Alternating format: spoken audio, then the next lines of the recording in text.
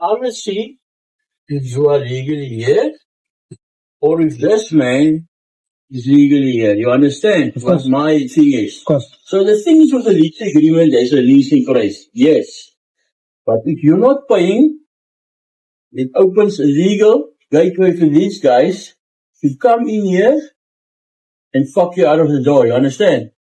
If you're not paying, you're opening the door legally for these guys. So does that mean? Because then you're not honoring the lease agreement, that's the contract, you understand? Of course. Alright. So if there's no deposit slips where you can tell me that you paid this month's rent, you understand what I'm saying? Yeah. That's the reality, But Ollie. it's paid in, I was told it's paid in quarterly. No, the thing is, Ollie, he's lying to you for God's sake. That's what it says. I don't, Bullshit. no, The lease has been cancelled. I need proof, not hearsay. That is hearsay. I need proof, you understand?